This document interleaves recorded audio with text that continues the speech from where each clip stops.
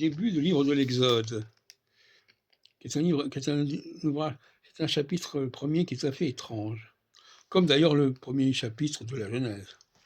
Ce sont des chapitres qui sont des chapitres clés, qui sont en contradiction d'une certaine manière avec ce qui est dit ensuite. On nous parle de la naissance de Moïse.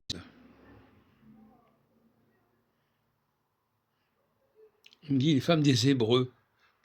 Ce texte étant vérifié, c'est le mot ivrim qui est utilisé.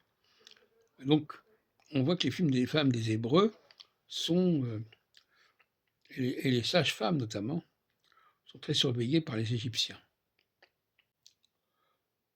Et on sait comment ça se termine, puisque Moïse est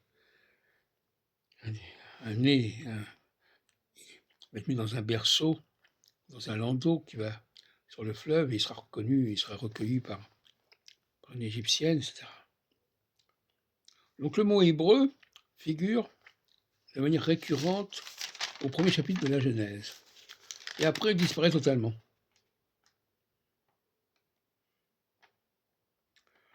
Et de la même façon que dans le premier chapitre de l'Exode, le chapitre de la Genèse, on parle de choses qui ne sont jamais reprises par la suite. Dieu créa le ciel et la terre.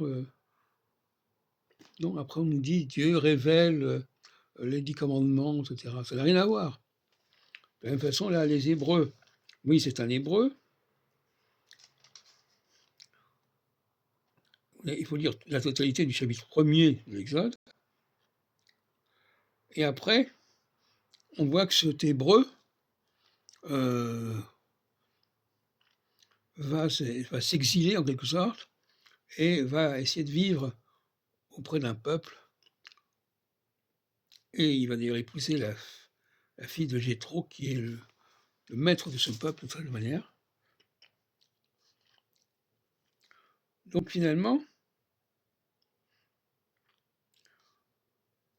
chapitre sur l'Exode sur les Hébreux. Après, on nous parle des enfants d'Israël.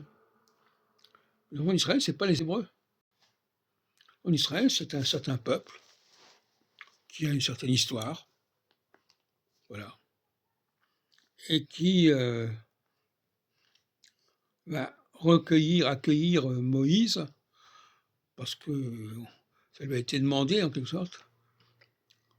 C'est une alliance entre Moïse, l'Hébreu, et ce peuple, madianite.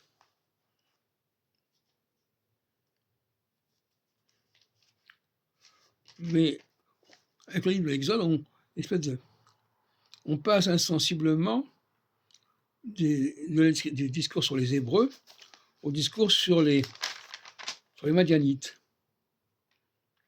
Et pourtant, dans le chapitre 3, on voit bien que Moïse dit « Ce peuple-là, je ne le connais pas, je ne sais pas quoi lui dire, etc. »